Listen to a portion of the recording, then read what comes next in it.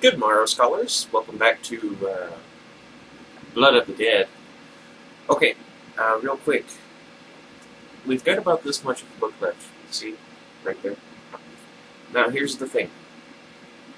Up until this point, like specifically this point right here in the book, at least the first time I read it, the second time not so much because I know what's coming,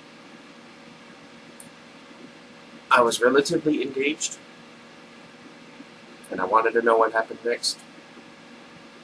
But this is where it kind of starts to taper off in the worst way. Excuse me. What I mean by that is there's a huge genre shift in terms of the setting, I suppose. Like, up until this point, it's relatively light on, like, supernatural, other than the fact that, you know, Rain animated a bunch of dead bodies, and, you know, so on and so forth. The usual zombie tropes in play. A bit after this, it gets very strange and surreal, and I don't like it. I'm not that interested. So this one's probably going to be the last chapter or last couple of chapters that I'm going to read from this book. Now, if I can ever find the sequel, I'll come back to it. Then again, this might not be the last one. I don't know for sure. But I'll let you know by the time I'm done reading. Sorry for a long introduction. Where was I? Chapter 32, page 189. Joe turned to Billy. Ready? She nodded. Yeah, I think so. This is it. I know. His green eyes softened, and his gaze penetrated her. That's an awkward-sounding sentence. For the first time in a long while, his gruff exterior melted, and it seemed she caught a glimpse of the man he once was, the one who knew how to love, how to appreciate the little things. Then his eyes changed, and the warrior came forth. He readied his gun, brought it to shoulder height, barrel up, and told the others, "Let's roll." Billy hefted the nail gun they had found sitting on the top shelf above the workbench in the maintenance room. It's now or never, she thought, and double-checked her pockets for the 4 long packets of nails she carried, 2 in front, 2 in the back. Without some heavy modifications and a lack of safety precautions, a nail gun would not work. Just in case you wanted to know. I don't know. Where was I? Oh. The 4 of them lined up in front of the maintenance room door. What? In front of the maintenance room's door? Okay. Maintenance room door. I can't talk. Iggy, read for me. Never mind. In the predetermined order, August 1st, to lead the way, she second, then Des, then Joe bringing up the rear. That actually does sound relatively sound. Although, personally, I would switch Des with August, because, you know, they could be shooting over his shoulder, and then anything that gets too close, he could just stab with his pipe. Anyway. Oh, okay. I couldn't tell who was reading, or who was speaking. We head straight to the roof, no stops. As discussed, we encounter any trouble, we stick together. Should we get separated, try to stay in pairs if possible. Get on your own. Keep an eye out for someone and scream for help. We're all in this together, August said. He jiggled the box. The 22s, the bullets rattled against the cardboard. He stuffed it in his pocket. You said this place is empty, right? Except for the one on the loose? Des asked. So far as I know. Des bit his lower lip. What about the rats? What? Big buildings always have rats, and I'm sure since the rain hit and everyone left, they've multiplied. They're changed now, too, you know. Changed? Into them, Billy said. We had a run-in at Dessa's place before we left. August faced forward. Then they go too. He unlocked the door. Okay, folks, say your prayers and let's go. The old man allowed a moment of silence. His lips moved, but Billy couldn't hear what he was saying. Want to say that out loud? Billy was going to say, but before she could, August opened the door and led them out.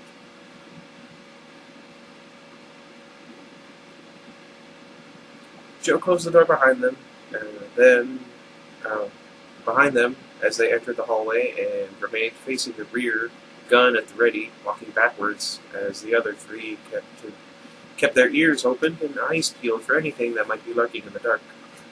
Maybe I'm so disinterested in reading that I've just completely given up.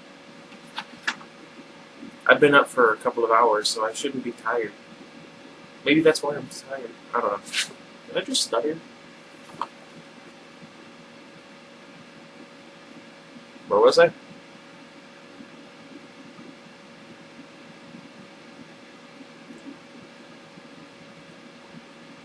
Walking backwards as the other three kept their ears opened and eyes peeled for anything that might be lurking in the dark. Okay, I remember that. August had found a new flashlight, but promised to only turn it on once they reached the stairwell. He didn't want its beam to tip off anything that might be looking on. The low thumping of the undead beating against the windows upstairs hadn't abated. It made it difficult for Billy to hear anything else, even their own footfalls on the tiled floor. Her heart beat quickly, and her breathing became shallow. She alternated between wrapping her index finger around the nail gun's handle and its trigger, just to keep her mind occupied and hands busy. Not safe. As they walked, she searched the shadows. I'm mad now. For any indication of movement. Before they left, August said that they may or may not hear the zombie on the loose in the building. If any of them saw anything, the plan was to say, "Dead man walking," and simply shoot it down. The purpose of speaking first was to warn the others that a shot was about to be fired and not to unnecessarily startle anybody. Billy wondered if she'd remember to say those 3 words, let alone hammer down on the trigger. She could easily see herself locking up. Despite having survived so much thus far, she wasn't entirely sure she'd live much longer. Maybe another few days, maybe a few weeks. Anything further than that didn't seem at all feasible. The 4 hit the stairwell and went in. August flicked on the flashlight. Its lens had been wrapped in an old, thin rag, something to mute the beam so it wasn't so bright. He didn't want to prematurely alert anything that might be hiding on the steps. By the time they reached the 9th floor, Gus muttered, "Can't see why we couldn't take the elevator." "The power's off, remember?" Joe said. "No kidding, I can barely see." "Me neither," Billy said. "Quiet," August snapped. The low light shining through the gray rag cast the stairwell in a foggy glow, one that faded into nothing by the time it got to Joe. Billy wondered how Joe could even see anything. She also admired him for being willing to cover their backs. She didn't know how good his night vision was, but hoped it was good enough to help them out should it come to it. The higher they climbed, the quieter the beating of the dead hands against the glass became. As silence slowly settled in, Billy's own heartbeat burst into her ears. That could drive you nuts.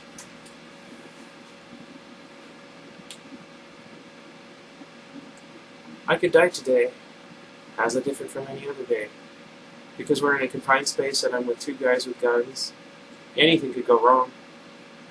Though she was skeptical, I don't know where that came from. About August's... Dang it. Earlier assertion about God's reality, a part of her wished she had prayed that prayer so the rest of them could hear it, even if it was only for the sake of comfort and nothing more. They climbed on. She considered saying a quick prayer of her own, but didn't know how to start. Was she supposed to say it out loud, or did God read minds? Could she just think it? Well, yeah. Do you guys ever watch the Left Behind movies?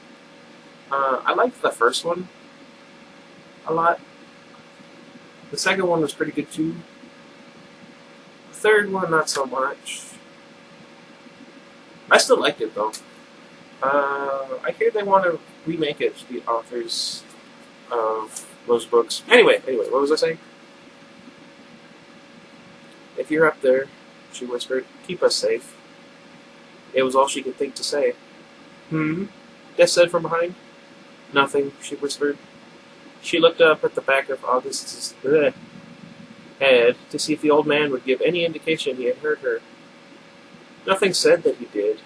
He just trudged up the stairs, rifle gripped tightly in both hands, the hand holding the barrel also holding the flashlight against it.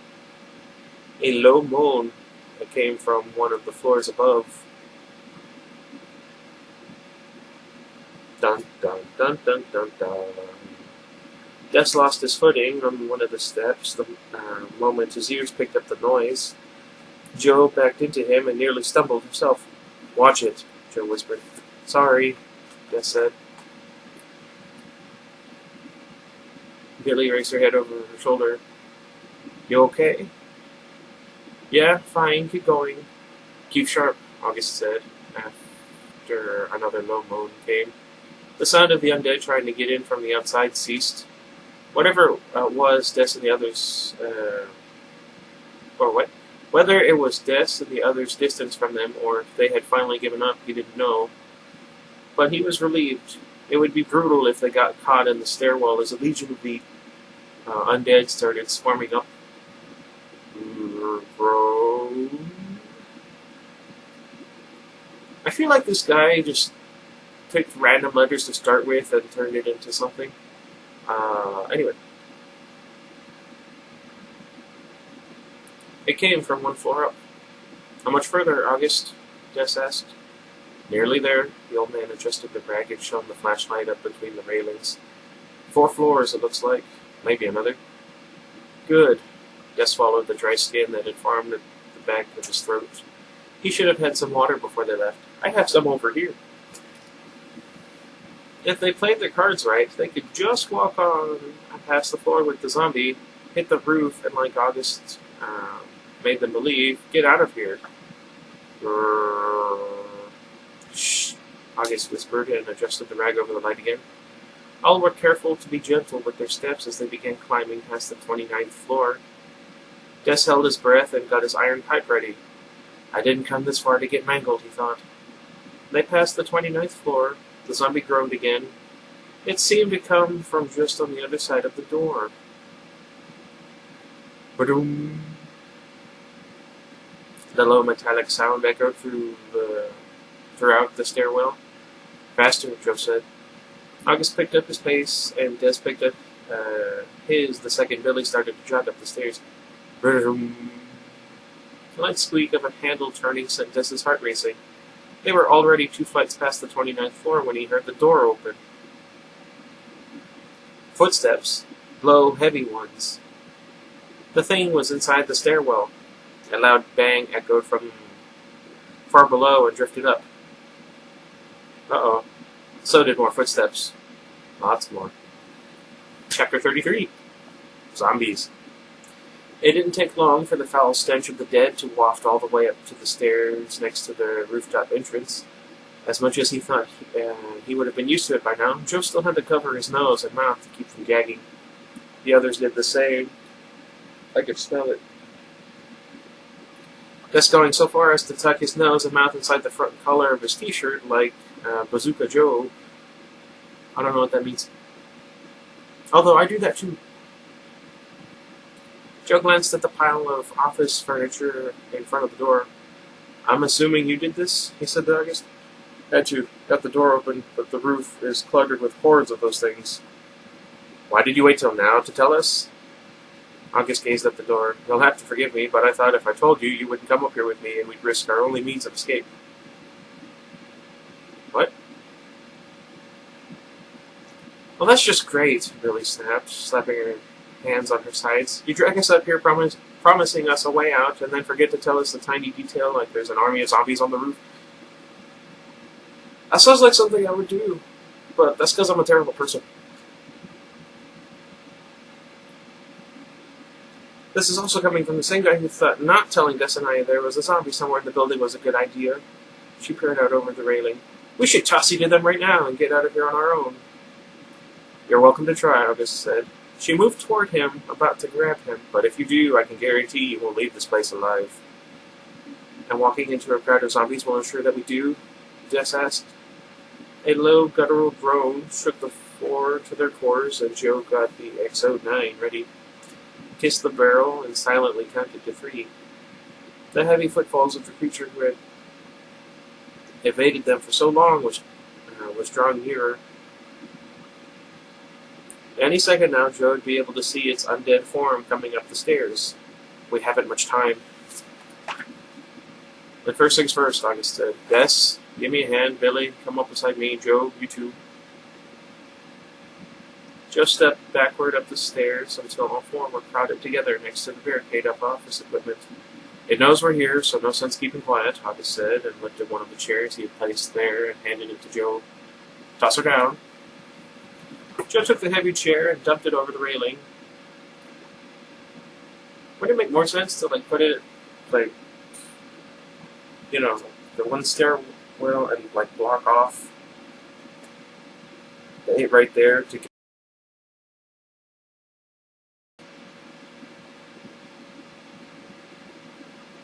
What was I? And dumped it over the railing. The legs broke when they smashed against the edge of a stair 2 flights down. August handed him another, and Joe threw that one over as well, aiming for just in front of the broken one. This one broke too, its seat ripped from its back, landing partly in front and partly on the chair already down there, creating a path that would be very difficult to climb over, even for a live person, never mind one that was already dead. Next, August said, and had to put his rifle and flashlight down on the desk in front of the door so he could waddle the heavy cabinet across the floor. Billy, stay back. She pressed herself up against the wall. This sounds familiar. Makes me think of when I was helping my friends move.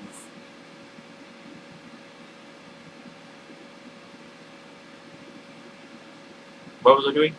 Sorry, I get lost in thought.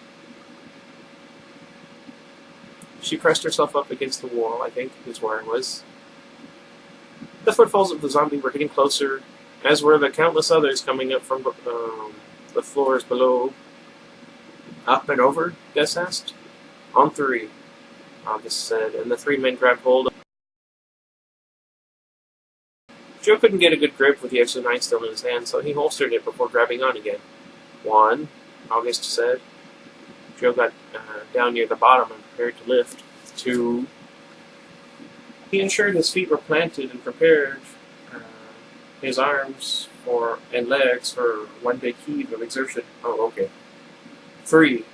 The boys hoisted the cabinet onto the railing. It teetered against the metal for a moment before Joe finished pressing his feet to the floor and pushed the thing over the edge. The cabinet sped down onto the stairs and landed with a thunderous boom. The drawers flew open, then thousands of sheets of paper spilled out, creating an absolute mess on the stairway. Again, August said. The 3 repeated the procedure and dumped the remaining cabinet over the edge. It crashed in front of the other, filling the stairs with broken and dented metal drawers and a host of paper. What? What's it say? Boom. I don't know. The rooftop door banged against the desk in front of it and opened an inch. Gray, scaly fingers with cracked fingernails poked through, and the growls of the undead filled the top of the stairwell. Joe ran at the desk and slammed it against the door, slamming it shut, sending a spray of fingers and black blood onto the desktop. The voice was deep and raspy. What? August shone the flashlight over the railing. Joe peered over it and felt his mouth drop at the sight of an undead man. This one wasn't like the others, and he didn't need to be right up close to him to see that. This creature was different. Its shoulders were wide and well-muscled, with arms as long as pool cues. The thing had to duck as it poked as it poked its head out from underneath the floor above it. The creature wore a torn yellow collar shirt and ripped brown dress pants, his entire outfit laced with crusty dried blood, ligaments, and entrails. Ew. Joe scrambled for the XO9 as the zombie began to step its long, thick legs over the chairs at the bottom of the steps. Gun drawn, Joe lined up his shot and aimed at the top of the dead man's balding head. As if sensing the bullet about to be fired into its skull, the enormous zombie clamped a set of meaty fingers onto one of the broken chairs and hurled it up at Joe. The edge of the seat caught Joe on the wrist, sending a shockwave of pain through his forearm. The XO9 went off and punctured a hole in the ceiling. Billy and Des let out a yelp. August shoved himself beside Joe and pointed his rifle downward. No sooner was the barrel of the rifle in position did a large gray hand grab hold of it and pull, yanking the rifle from August's fingers. "No!" the old man shouted. The rooftop door broke open again, slamming into the desk with a loud bang. Des shoved the desk against the door, closing it. The massive zombie continued its climb, stepping over the smashed filing cabinets like a normal person would negotiate climbing a rocky hill. It was at the base of the stairs in no time. Joe cocked the hammer, ready to take this thing down, but a long leg ending in a size 14 shoe plowed him in the chest, sending him onto his back. Ribs aching, his lower back racked with pain from slamming into the sharp edge of the stair, and he couldn't get up. Billy was behind him, almost immediately, her hands under his armpits trying to help him to his feet. At the top of the stairs, the rooftop door opened again, this time more than an inch. "Des, the door!" she screamed. Des pushed the desk into the door. The door moved a little, but not too much. Too many bodies were on the other side, trying to force their way in. High school.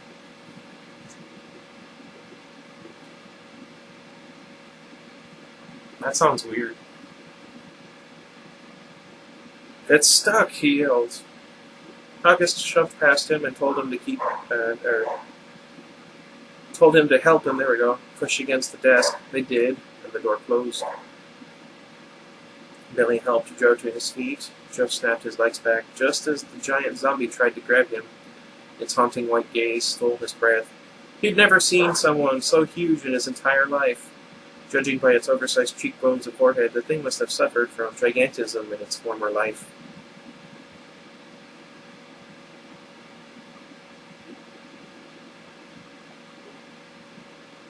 Anyway, the door opened again, and August and Des pressed against it. "They're coming through," August said. "We can't hold it."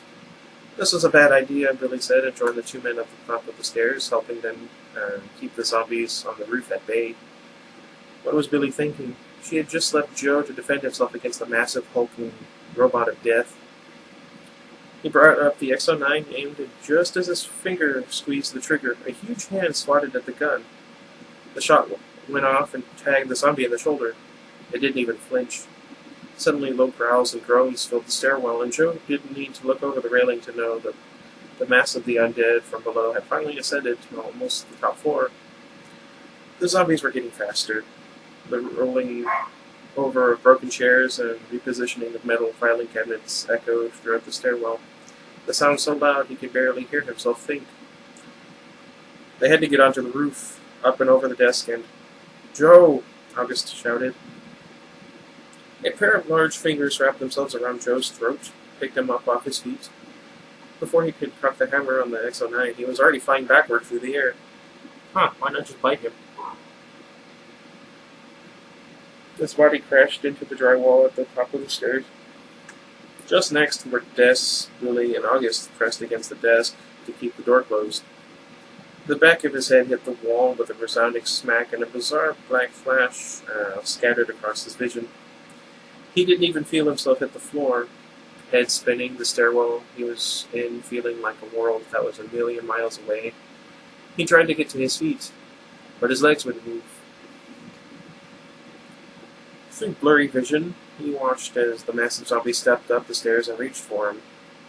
2 shots fired, and a pair of nails appeared beneath the dead man's eyes, embedded in the bruised flesh of his cheekbones. Billy. He wanted to say thank you. wanted to wrap his arms around her and thank her for saving his life, but all went dark. Joe's head dropped to the side, and Des thought the trench coat wearing gunslinger was dead. The giant zombie on the stairs stumbled back a step and reached for the nails protruding from under its eyes. "Shoot it again!" he shouted. Hands shaking, Billy raised a nail gun, and Des hoped against hope she was aiming between the creature's eyes.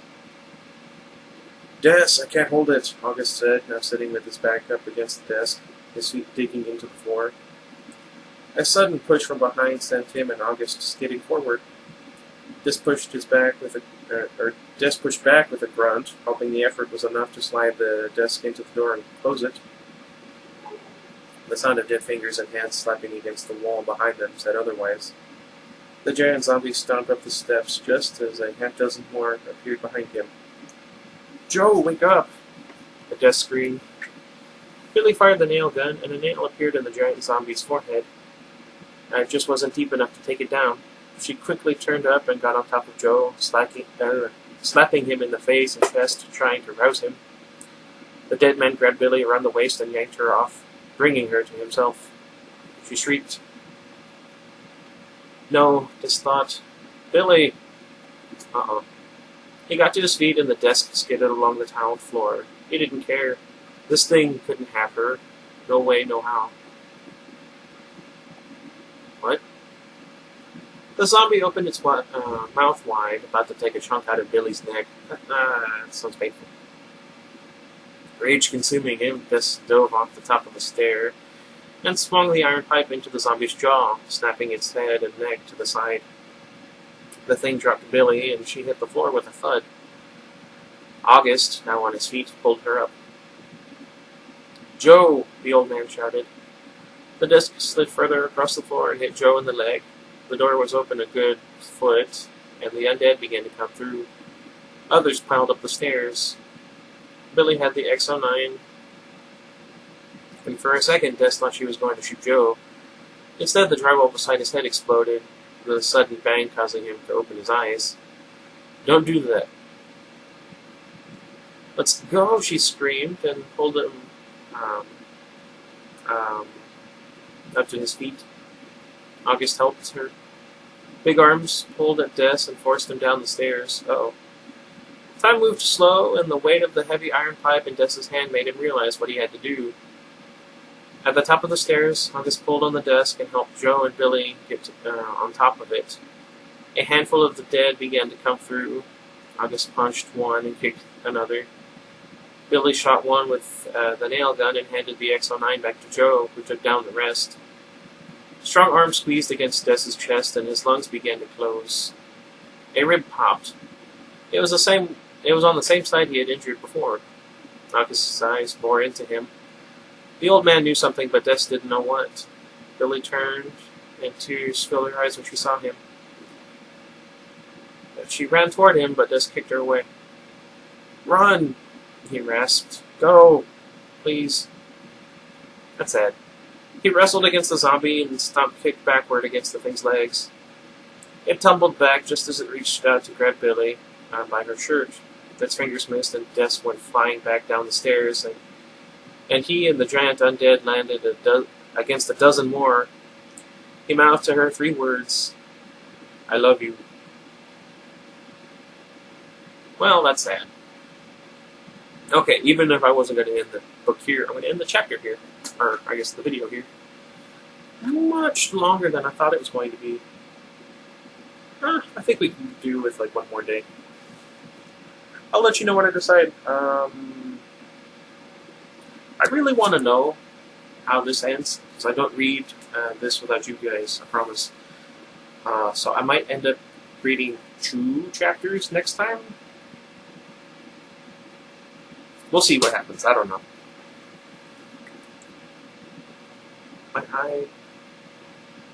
Because there are 5 chapters left. It ends on chapter 26. So, we'll see. We'll see. Saturday, Sunday, I could read 2 each from that chapter, or from this book, and get it done, and then get done with this when I'm done. I don't know. We'll see. Anyway, let me know what you guys thought. well, decide where is like a good spot to end it, because once it gets to a certain point, it's just I don't know. It's very contrived and hard to be interested. I'm gonna miss Des. He reminds me of me. Anyway, until next time. Goodbye, everybody. Am I forgetting anything?